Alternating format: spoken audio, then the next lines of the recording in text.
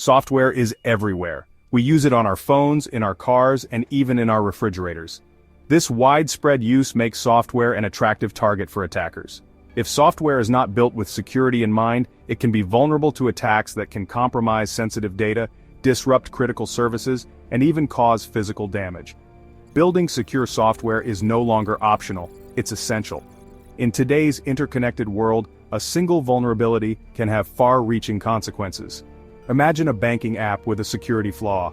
Attackers could exploit this vulnerability to steal financial data, drain accounts, and bring the bank to its knees.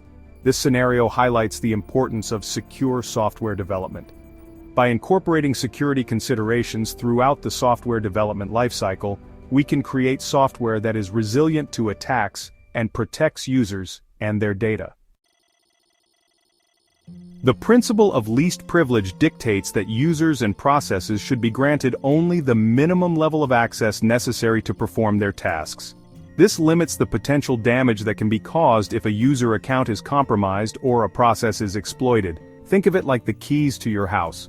You wouldn't give a house guest a key that unlocks every door, would you? You'd give them a key that only unlocks the front door. The same principle applies to software. By restricting access to only what is essential, we can significantly reduce the attack surface and make it much harder for attackers to gain unauthorized access.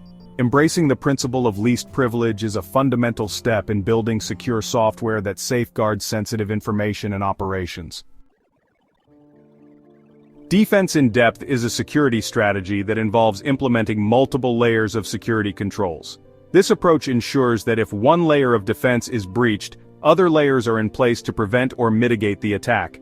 Imagine a medieval castle protected by high walls, a moat, and armed guards.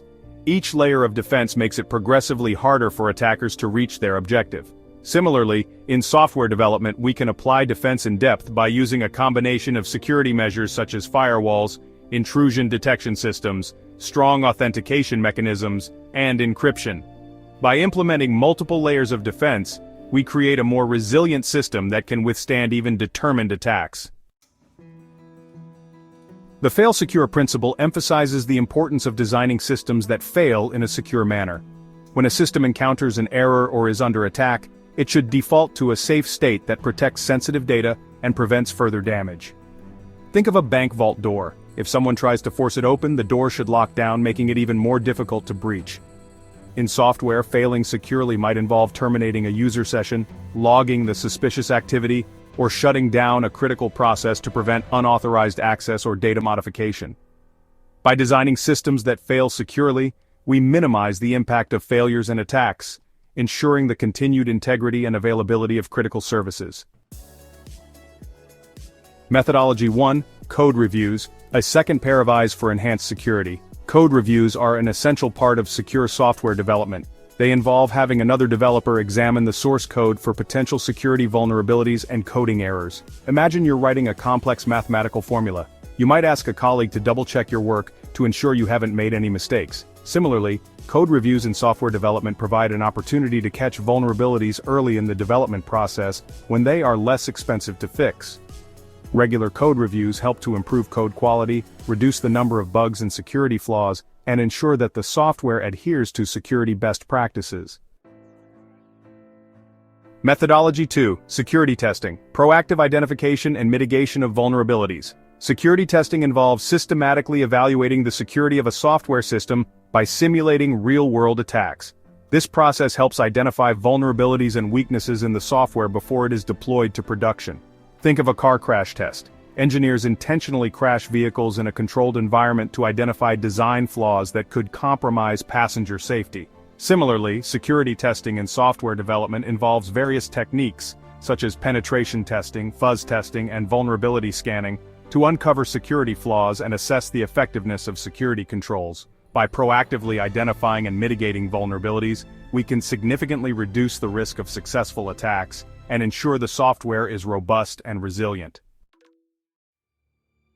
Methodology 3, Threat Modeling, Anticipating and Mitigating Potential Threats.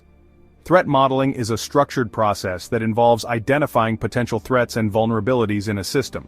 By understanding the attacker's perspective and potential attack vectors, we can design and implement effective security countermeasures. Imagine you're designing a security system for a jewelry store. You would consider potential threats like burglary, robbery, and vandalism, and design countermeasures like alarms, surveillance cameras, and reinforced doors. Similarly, in software development, threat modeling helps identify potential security risks, prioritize mitigation efforts, and design more secure software. By anticipating and addressing potential threats early in the development process, we can significantly reduce the risk of successful attacks and build more secure software from the ground up. Real-world examples. The impact of secure software development. The importance of secure software development is evident in countless real-world examples, where security failures have had significant consequences. One such example is the Equifax data breach of 2017. A vulnerability in the company's software allowed attackers to gain access to the personal information of over 147 million people. This breach could have been prevented if Equifax had implemented appropriate security measures such as timely software updates and robust security testing. This incident serves as a stark reminder of the importance of secure software development and the potential consequences of neglecting security. Conclusion: practical tips for developers. Building security into every step. Building secure software is an ongoing process that requires a conscious effort from developers at every stage of development. Here are some practical tips for developers to integrate security into their workflow. Embrace a security-first mindset.